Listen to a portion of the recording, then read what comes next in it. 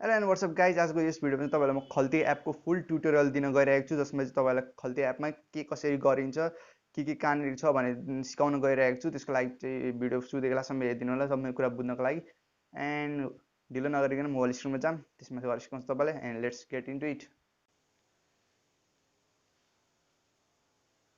यहाँ रहेको छ खल्ती एप तपाईँको। खल्ती एपमा तपाईँ आफ्नो एकाउन्ट लगइन गर्नुपर्ने हुन्छ मोबाइल नम्बरबाट आइडी बनाउनु पर्ने हुन्छ त्यसमा ओटिपी पठाएपछि ओटिपी हालेपछि तपाईँको लगइन भइहाल्छ। लगइन भएपछि तपाईँले केवाइसी फर्म भर्नुपर्छ। यो फर्म भरेपछि तपाईँहरूले जति पनि एमाउन्टको ट्रान्जेक्सन यसबाट गर्न पाउनुहुन्छ। यदि यो भर्नु भएको छैन भने तपाईँहरूले मोर देन 5000को ट्रान्जेक्सन गर्न पाउनुहुन्न यसमा। अनि त्यस पछाडि केवाइसी भरेपछि तपाईँले डाइरेक्ट ब्याङ्क एकाउन्टहरू लिङ्क पनि गर्न सक्नुहुन्छ। ब्याङ्क एकाउन्टबाट ट्रान्सफर रिसिभ गर्न सक्नुहुन्छ। सो केवाइसी सुरुमा भर्नु होला। केवाइसी भर्नको लागि एकदमै सिम्पल छ, केही पनि गर्नु पर्दैन त्यति साह्रो।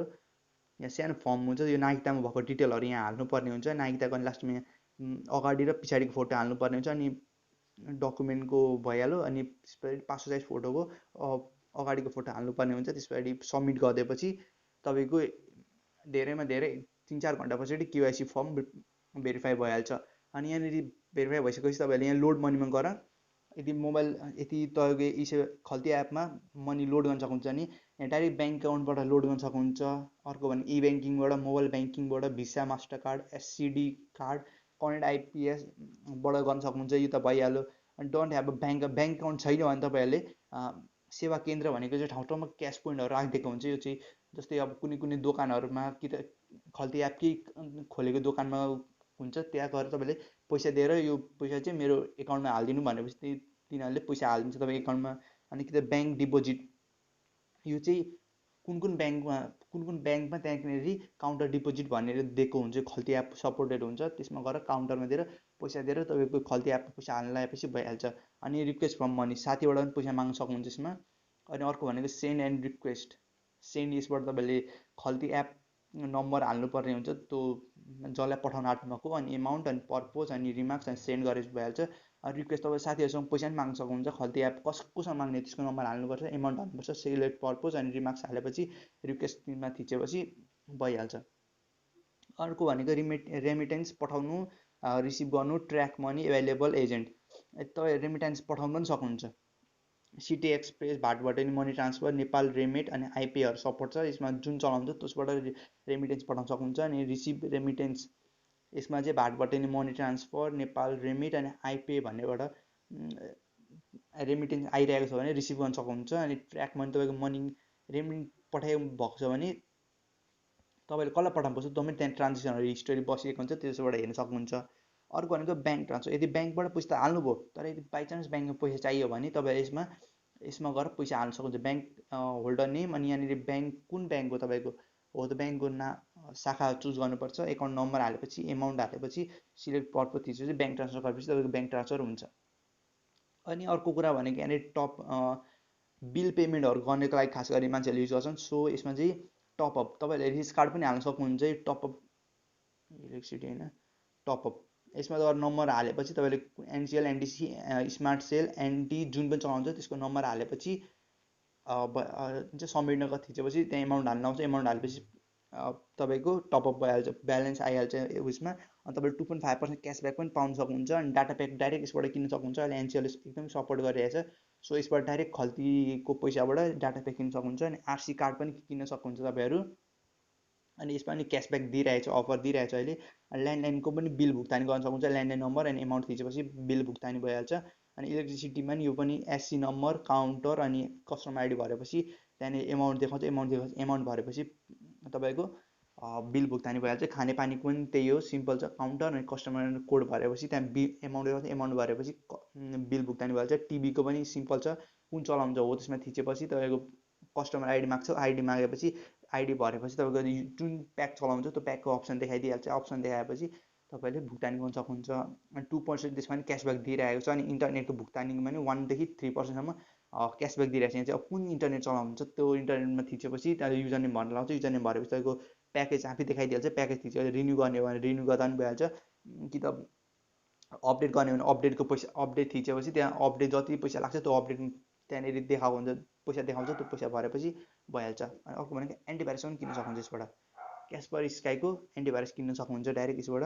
अर्को भनेको इन्सुरेन्स पनि किन्न सक्नुहुन्छ। अनि यसमा रहेको छ अरू भनेको स्कुल फी तिर्न सक्नुहुन्छ, सेयर किन्न सक्नुहुन्छ। सेयर किन्नलाई चाहिँ डिम्याट एकाउन्ट चाहिन्छ ब्याङ्कमा, अनि मात्रै सेयर किन्न मिल्छ, त्यो चाहिँ याद राख्नु होला। क्रेडिट कार्ड पनि तपाईँ क्रेडिट कार्डमा पैसा पनि पठाउन सक्नुहुन्छ। राइड, यो चाहिँ राइड भनेको चाहिँ पठाउ सुपर एप यिनीहरू सपोर्ट गरेको छ खल्ती एपलाई। सो यिनीहरू चाहिँ like a taxi app, taxi system हो जुन चाहिँ एक ठाउँदेखि अर्को ठाउँ पुऱ्याउँछ। यहाँ डाइरेक्ट राइड बुक गर्न सक्नुहुन्छ यसबाट। अनि भोटिङ भनेको चाहिँ यो चाहिँ जस्तै प्रोग्रामहरू भएको छ भने, डान्सिङ प्रोग्राम, सिङ्गिङ प्रोग्रामहरू टिममा भएको छ भने, अनि खल्ती एपले सपोर्ट हुन्छ, स्पोन्सर गरेको छ भने यहाँ भोटिङ सिस्टम आउँछ। भोटिङ सिस्टम आउँदा यहाँबाट डाइरेक्ट भोटिङ गर्न सक्नुहुन्छ। अस्ति नै voice of India, voice of Nepal भन्नेलाई सपोर्ट गर्दा त्यतिखेर भोटिङ सिस्टम थियो यहाँनिर। अनि डोनेसन तपाईँ डोनेट आइएनजिओ एनजिओलाई डोनेट गर्न सक्नुहुन्छ, इएमआई भन्न सक्नुहुन्छ। कोभिड-19 इन्सुरेन्स पनि लिन सक्नुहुन्छ। ग्रोसरी सामानहरू पनि किन्न सक्नुहुन्छ घर बसी बसी। अनि ग्रोसरी एन्ड इसेन्सियल कुन कुन वेबसाइटले सपोर्ट, कुन कुन ठाउँले सपोर्ट गरेको छ त्यो यहाँनिर अप्सन देखाउँछ। तपाईँको जुन ठाउँ पस्नुहुन्छ त्यो ठाउँमा नि यो उयो छ भने तपाईँले घर बसी बसी सामान मगाउन सक्नुहुन्छ। नि कोभिड इन्सुरेन्स पोलिसी, यो कोभिड इन्सुरेन्स चाहिँ एचजिआई इन्सुरेन्स र नेपाली इन्सुरेन्सले दिइरहेको छ। यसबाट डाइरेक्ट गरेर इन्सुरेन्स गर्न सक्नुहुन्छ आफूले आफ्नो कि त परिवारको पनि।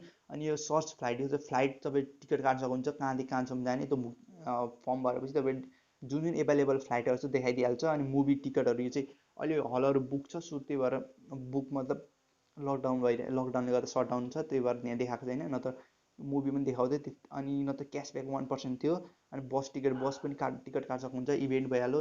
अनि इन्टरटेनमेन्ट यहाँनिर चाहिँ यो अनलाइन स्ट्रिमिङ एप हो नेपालको। सो यसमा गएर तपाईँले पिआई फ्लेक्सहरूको सब्सक्रिप्सन किन्न सक्नुहुन्छ, कति महिनाको कति वर्षको, यसबाट डाइरेक्ट गरेर।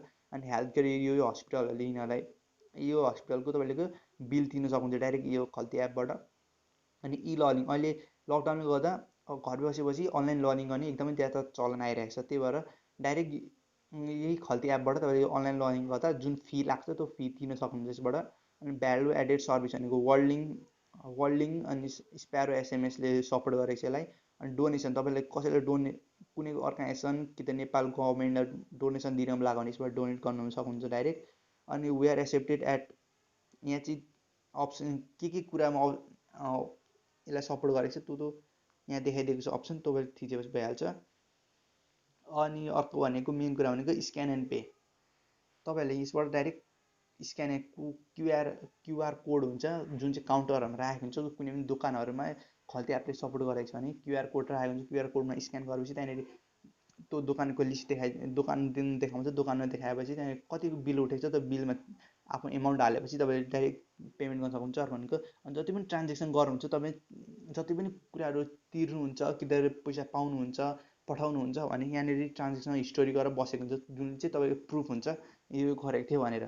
अनि यति, अनि त्यस पछाडि यति नै हो। अनि भिडियोमा चाहिँ यति नै थियो। अनि यदि मन पर्यो भने लाइक कमेन्ट सेयर गरिदिनु होला। अनि तपाईँलाई के कन्फ्युजन भयो भने कमेन्ट डाउन गर्न सक्नुहुन्छ, कि त मलाई डिएम गर्न सक्नुहुन्छ इन्स्टाग्राम एकाउन्टमा, तपाईँलाई रिप्लाई गर्छु र हेल्प गर्न सक्छु त्यसबाट। सो अनि अझै यस्तो भिडियोमा इन्ट्रेस्टेड हुनु, टेक्निकल भिडियोहरूमा इन्ट्रेस्टेड हुनुहुन्छ भने मेरो च्यानल सब्सक्राइब गरेर बेल आइकन थिच्नु होला, जसरी कि म नयाँ भिडियो अपलोड हुने बित्तिकै तपाईँलाई नोटिफिकेसन छ अनि भिडियो हेर्न सक्नुहुन्छ। अनि till the next video, good by guys.